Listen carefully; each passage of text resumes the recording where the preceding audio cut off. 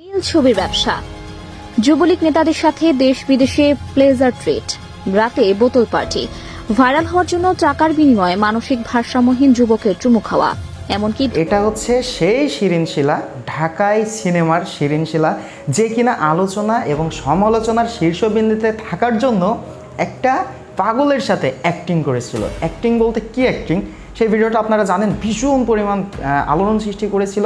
যে একটা পাগল মানসিক ভারসাম্যহীন একটা ছেলে যে শিরিন শিলাকে চুমু খেতে গিয়েছিল, কিস করতে গিয়েছিল। আসলে এই ঘটনার পিছনের কিছু ইতিহাস আছে বা কিছু অতি বাস্তব ঘটনা আছে, যেটা হয়তো বা অনেকের অজানা আছে।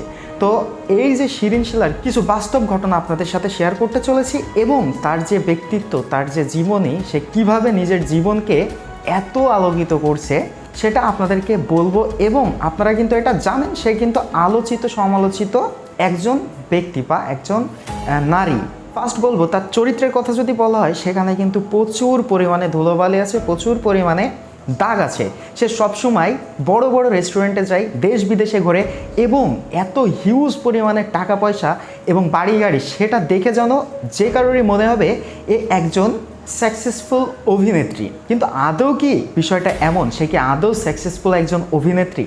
সে কিন্তু ছোট পর্দায় কাজ করতো প্রথমে, সেখানে সে নিজেকে মেলে ধরতে না পেরে সে এসেছিল ঢাকাইয়া সিনেমাতে। মানে তার দু একটা আইটেম সং রিলিজ হয়, তারপরেই কিন্তু মানুষ তাকে একটু চেনে, অল্প চেনে, অতটা পপুলারিটি কিন্তু তার নাই। তারপরেও এত টাকা পয়সা, এত বাড়ি গাড়ি, এত ধন সম্পদ কিভাবে সে অর্জন করলো, এটা হচ্ছে মেন পয়েন্ট। তাকে কিন্তু, তার বিরুদ্ধে কিন্তু এই অভিযোগও ছিল যে জুয়া বা ক্যাসিনোতে তার একটা অবদান আছে বা সে এটার সাথে জড়িত আছে।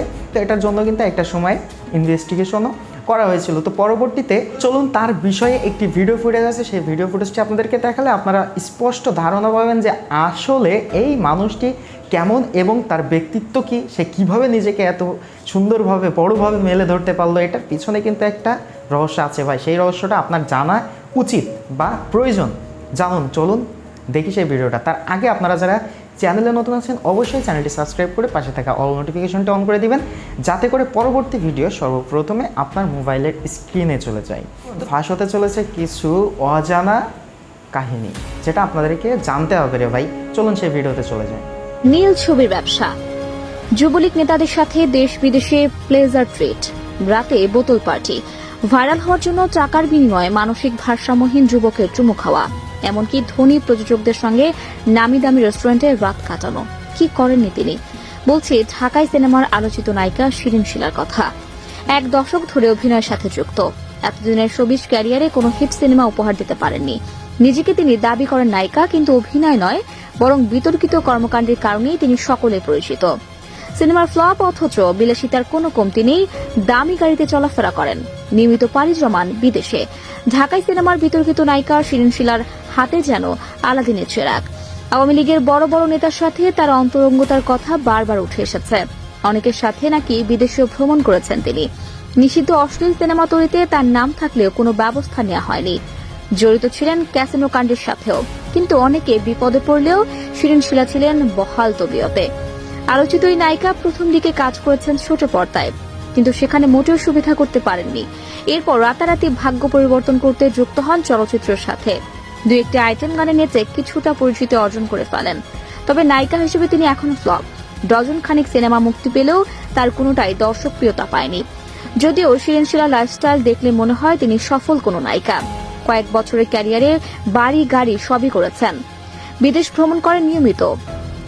যদি এরকম জাঁকজমকপূর্ণ লাইফস্টাইলের আড়ালে নানা অভিযোগ আছে তার বিরুদ্ধে। 2009 সালের দিকে সারা দেশে আলোচিত হয়েছিল ক্যাসিনো কাণ্ডের ঘটনা। আওয়ামী লীগের বিভিন্ন পর্যায়ের নেতা ক্যাসিনো চালিয়ে নানা অপকর্ম করতেন, যেখানে ভুয়া মাদক এবং বেশ্যাবৃত্তির মতো গুরুতর অভিযোগ উঠেছিল। এসব ঘটনার পেছনে ছিলেন জি.কে. শামীম, ক্যাসিনো আরমানের মতো প্রভাবশালী নেতারা। এর সাথে শোবিজ অঙ্গনের বিভিন্ন নায়িকার নামও উঠে এসেছে, যার অন্যতম ছিলেন শিরিন শিলা। সে সময় গণমাধ্যমে বিভিন্ন খবর প্রকাশিত হয় শিরিন শিলার বিরুদ্ধে। আইটেম গানের মাধ্যমে তিনি পরিচিত হয়েছিলেন জি.কে. শামীমের সাথে। এছাড়া ক্যাসিনো আরমানের সাথেও তার সখ্যতা ছিল। এসব নিয়ে বেশ কিছু মিডিয়া সংবাদ প্রকাশিত হয়। এই নিয়ে এক সাংবাদিককে প্রকাশ্যে গালিগালাজ করেছিলেন শিরিন শিলা। যদিও আওয়ামী লীগের নেতারা জেল খেটেছেন, কিন্তু শিরিন শিলার কিছুই হয়নি। কোন এক অলৌকিক শক্তির প্রভাবে তিনি বেঁচে গিয়েছেন ক্যাসিনের কাণ্ড থেকে। এরপর আবারও 2021 সালে তার বিরুদ্ধে ওঠে গুরুতর অভিযোগ। সে সময় র‍্যাব জানায় সিনেমার বেশ কিছু অভিনেত্রী নিষিদ্ধ অশ্লীল ভিডিও তৈরির সাথে জড়িত। এর মাঝে শিরিন শিলা ছিলেন অন্যতম, যদিও শেষ পর্যন্ত তার কিছুই হয়নি। অনেকে বলে প্রভাবশালী ব্যক্তিদের ব্যবহার করে বারবার বেঁচে গিয়েছেন শিরিন শিলা। অবশ্য এখন তার সুদিন হয়তো শেষ হতে চলেছে। ছাত্র জনতার আন্দোলনের মুখে পতন হয়েছে আওয়ামী লীগ সরকারের। নেতারা পালিয়ে বেড়াচ্ছেন, শিরিন শিলাও এখন বেশ চুপচাপ। যদিও কোটা আন্দোলনের শুরুতে তিনি প্রকাশ্যে বিরোধিতা করেছিলেন। আন্দোলন যখন জমে উঠেছে শুরু করেছে, তখন ফেসবুকের বিরুদ্ধে পোস্ট দিয়েছিলেন শিরিন শিলা। অথচ শোবিজ অঙ্গনের অনেকেই তারকা ছাত্রদের পাশে দাঁড়িয়েছিলেন, রাস্তা নেমে আন্দোলনও করেছেন। কিন্তু শিরিন শিলা স্রোতের বিপরীতে গিয়ে পোস্ট করেন, জানিয়ে অনেক সমালোচনাও হয়েছিল। পরে অবশ্য স্ট্যাটাস ডিলিট করে দেন তিনি। আলোচিত এই নায়িকা নিজেকে দাবি করেন সেকেন্ড পরিমণি। নিজের সৌন্দর্য এবং শিক্ষাগত যোগ্যতার প্রশংসা নিজেই করেন। তার কাছে নাকি শত শত প্রেমের প্রস্তাব আসে।